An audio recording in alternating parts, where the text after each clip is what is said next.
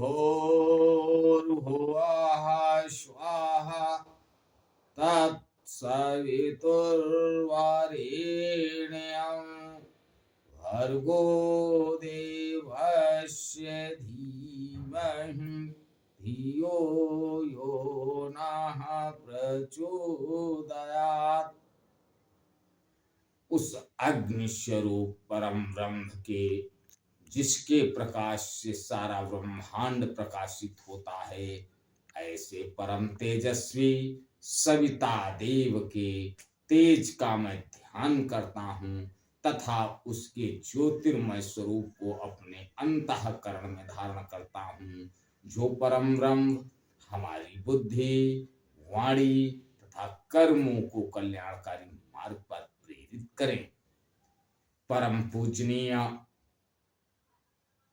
श्री गोस्वामी तुलसीदास जी द्वारा रचित श्री रामचरितमानस महाकाव्य का ये भाग नंबर 118 आप लोगों के समक्ष प्रस्तुत कर रहा हूं। आप लोग इसका श्रवण करें और ज्यादा से ज्यादा सकारात्मकता अपने अंदर लाने का प्रयास करें। महामुनि नारद राजा के स्वयंवर में बहुत खुश कि वाह, भगवान ने हमको बहुत अच्छा रूप दिया है और अभी राजकन्या जयमाला हमारे वर देगी। लेकिन भगवान ने तो उनको कुरूप बना दिया था। राजकन्या जैसे ही उसके महामुनि नारद के पास आई, उनका चेहरा देखा तो मारे घृणा से, मारे क्रोध से वहां से जयमाल लेके अन्य राजाओं के तरफ बढ़ी। आगे गोस्वामी तुलसीदास जी लिखते हैं, सखी संगले कुंवरी तब अचरे जनुराज मराले। सखी संगले कुंवरी तब चल जनुराज मराले। देखत फिरई महीप सब कर सरोज जयमाल। तब राजकुमारी सखियों को साथ लेकर इस तरह चलने लगी मानो राज हंसनी चल रही हो। वह अपने कमल जैसे हाथों में जयमाला लिए सब राजाओं को देखती हुई घूमने लगी।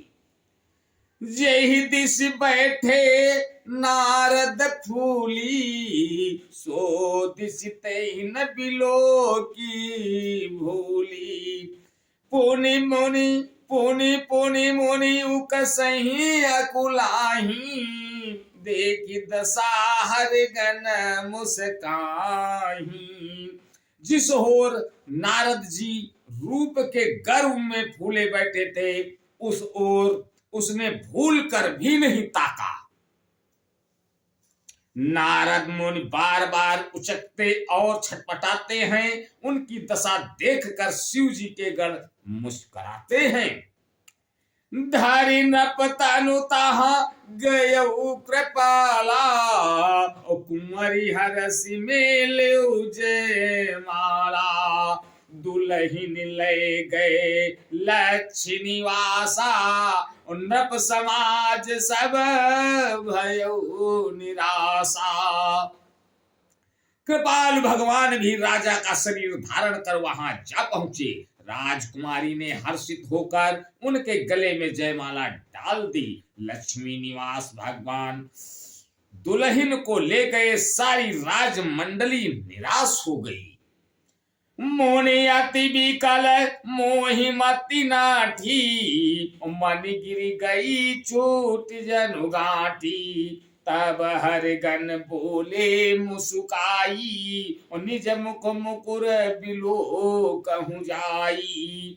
मोह के कारण मुनि की बुद्धि नष्ट हो गई थी।